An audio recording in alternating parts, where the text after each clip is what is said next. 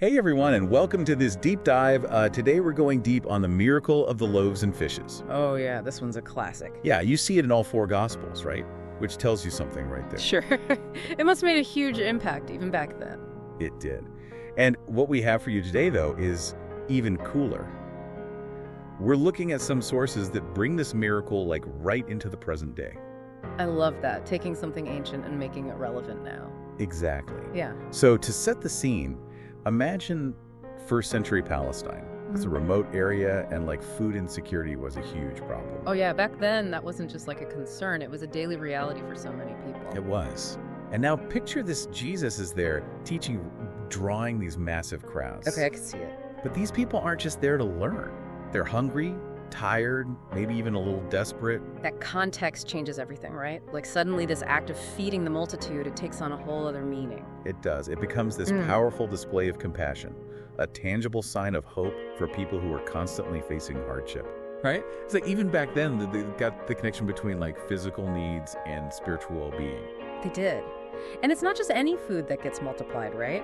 It's bread and fish. Oh yeah, the staples. Right, like we kind of take that for granted. But in that time and place, bread was the foundation of their diet. Absolutely. And fish, especially near the Sea of Galilee, that was a vital source of protein. It was. So when Jesus multiplies these specific foods, it's not just like a magic trick.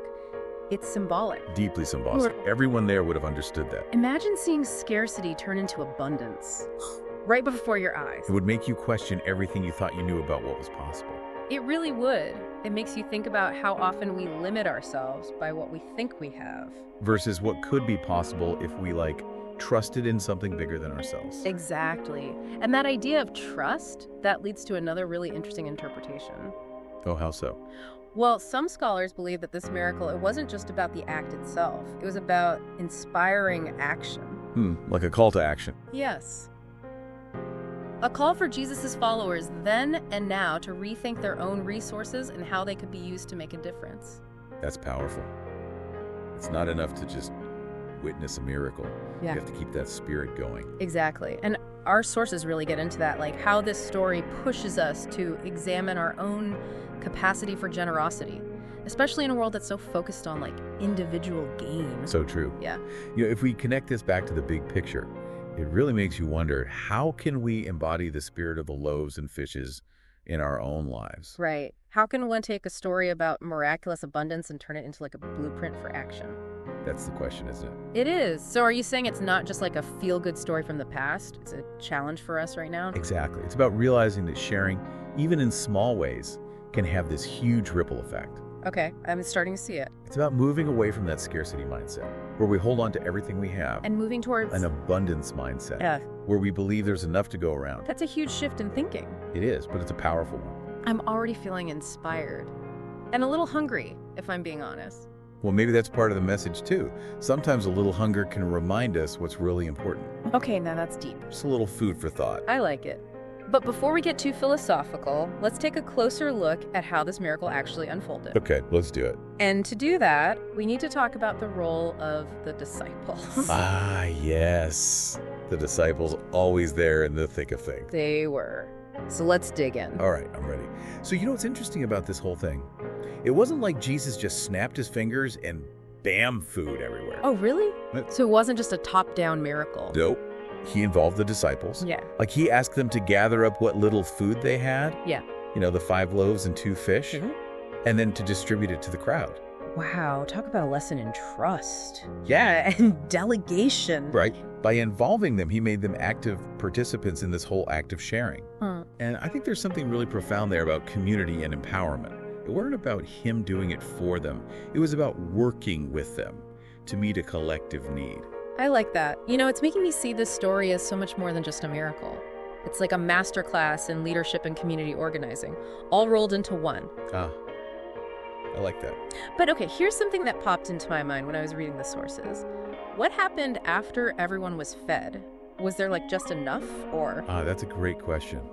And it brings us to another detail that often gets overlooked. The leftovers. Wait, leftovers, after feeding thousands? Yep. The Gospels specifically mention that the disciples gathered up 12 baskets full of leftover fragments. 12 baskets. That's a lot of leftovers. It is. It's a really important detail. Like, it reinforces this idea that when we share what we have, there's often more than enough to go around. So it challenges the whole scarcity mindset. It does. It's like flipping the script completely. So it's not just about meeting the need in the moment, it's about creating a surplus, like an investment in future generosity. Exactly. And it also speaks to the transformative power of sharing. When we give freely, without that fear of running out, we not only help others, Yeah.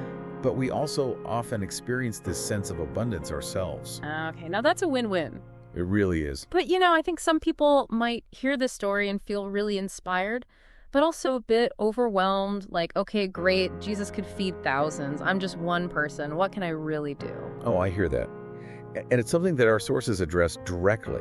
Oh, they do? They emphasize that the miracle isn't about the supernatural act itself, the mechanics of it. Yeah. It's about the principles it embodies: trust, generosity, and the power of collective action. So it's about taking those principles and finding ways to apply them in our own lives, even if it's not on this massive, miraculous scale. Exactly. It starts with recognizing that even small acts of kindness and generosity can make a difference. So what would that look like? Well, it could be something as simple as sharing a meal with a neighbor, donating to your local food bank, or volunteering your time to a cause you believe in. Okay, it's about that mindset shift, right? From what do I have to what can I share? Exactly. And remembering that everyone has something to offer. It doesn't have to be money or possessions. Right. It could be our time, our skills, our compassion, even just a listening ear. It's about being present for each other. It really is. Yeah. And our sources make it clear. This story, it's not just a feel-good tale from the past. It's a challenge for us right here, right now. In the present. In a world that often feels so divided and self-centered, the miracle of the loaves and fishes. It offers this powerful reminder of what's possible when we come together and share what we have. That's so true. But it's also important to acknowledge the historical context, right? Like, food insecurity was a really big deal back then. Yeah, let's talk about that. Yeah, so this whole act of feeding the multitude, Yeah. it wasn't just symbolic, Fair. It addressed a real need, a very practical need. Right, and it did it in such a powerful way. Like, it was an act of compassion on a massive scale. It was. And that's something that's still so relevant today. You think so? Oh, absolutely. I mean, we still live in a world where people face hunger and hardship every single day. That's true. The miracle of the loaves and fishes, it challenges us to really look around and see the needs of others. In our own communities and beyond. Exactly. It's a call to action. It's not enough to just feel bad for people. We have to actually do something. So it's more than just a feel-good story. It's a reminder that we all have a part to play in creating a more just and compassionate world. It is. It's about recognizing our shared humanity and understanding that we're all connected. When one person suffers, we all suffer. And when we work together to help each other, we all benefit. Exactly. It's a win-win for everyone. You know what I'm getting from this?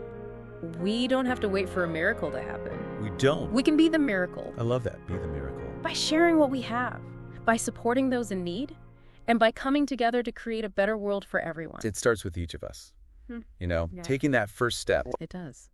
So as we wrap up this deep dive into the miracle of the loaves and fishes, it's clear that this story is about so much more than just feeding a crowd. It is. It's about trust and generosity, the power of sharing what we have, and understanding that we can make a difference together. And it's a powerful invitation to really tap into our own capacity for compassion, to look around and see where we can make a difference. Absolutely. It's a reminder that even the smallest act of generosity can create a ripple effect.